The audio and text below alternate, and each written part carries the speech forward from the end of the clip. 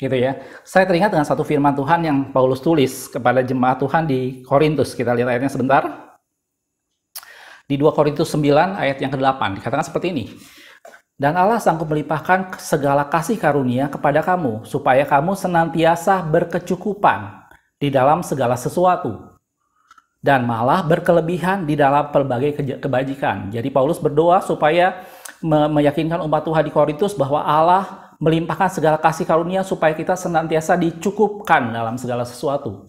Gitu ya. Jadi Allah menghendaki kita dicukupkan dalam segala sesuatu, bukan berarti menjadi sesuatu yang berkelimpahan secara materi, bahkan di dalamnya dibilang supaya malah berkelebihan dalam berbagai kebajikan.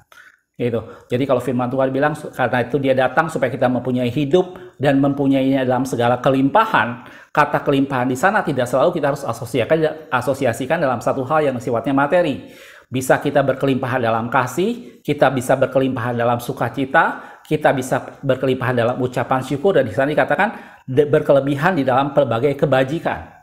Gitu ya. Dalam Filipi 4 ayat ke-11, Paulus juga katakan seperti ini, "Kukatakan ini bukanlah karena kekurangan, sebab," dia bilang, "aku telah belajar mencukupkan diri dalam segala keadaan." Paulus bilang, "Aku tahu apa artinya kenyang, aku tahu apa artinya lapar. Tidak ada satu hal yang tersembunyi bagiku." Paulus pernah mengalami itu semua dan dia bilang, "Aku belajar mencukupkan diri dalam segala sesuatu." Dan dia bilang, "Segala perkara dapat kutanggung di dalam Dia yang memberi kekuatan kepadaku." Nah, ini yang kita untuk belajar, ini yang harus kita pelajari untuk bagaimana kita tetap belajar mencukupkan diri. Waktu kita belajar mencukupkan diri, kita melihat bagaimana Tuhan menyediakan apa yang kita perlukan tepat pada waktunya. Dan itu yang membuat kita bersyukur. Itu yang membuat kita tidak mengeluh dengan keadaan kita. Setiap orang dengan keadaan kita masing-masing. Kalau kita mau memikirkan hal yang ingin kita capai, hal yang belum kita peroleh, setiap kita pasti punya ambisi, punya keinginan yang ingin kita peroleh. Tapi terlebih dari semuanya, bagaimana kita tetap mencukupkan diri dan tetap bersyukur dengan apa yang ada pada kita. Gitu. Bukan berarti saya berbicara tentang soal sesuatu hal di mana kita menjadi orang yang menyerah, pasif, dan menerima begitu saja. Bukan berarti begitu ya.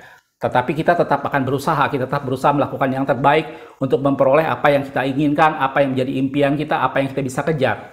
Tapi bukan berarti dengan begitu kita mengorbankan hal-hal yang lebih penting. Bukan berarti dengan kita mengejar uang, kita mengejar materi-materi yang kita ingin peroleh, kemudian kita mengorbankan hal-hal yang lebih penting saat-saat kita bersama Tuhan, saat-saat kita bersama keluarga. Di sini maksudnya adalah kita belajar mencukupkan diri. Inilah maksudnya di mana kita belajar bersyukur dengan apa yang ada pada kita.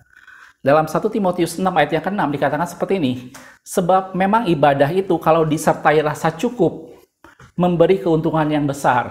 Kita harus belajar mencukupkan diri.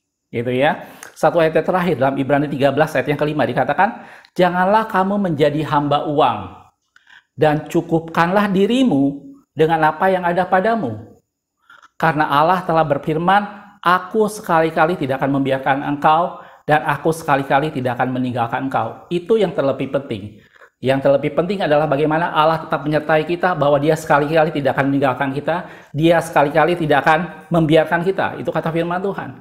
Dan jangan membiarkan diri kita menjadi hamba uang, tetapi cukupkanlah diri kita dengan apa yang ada pada kita. Gitu. Jadi dari sini kita belajar, sekali lagi saya bilang, bukan berarti kita menjadi tidak berusaha, menjadi orang yang tidak punya rencana ke depan, bukan berarti kita menjadi orang yang pasif menunggu begitu saja, tidak berusaha, bukan berarti itu.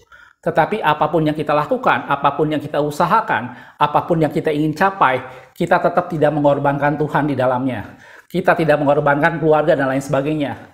Saya sering ngobrol dengan keluarga saya, atau ada satu cerita tentang apa kita bisa didiskusikan.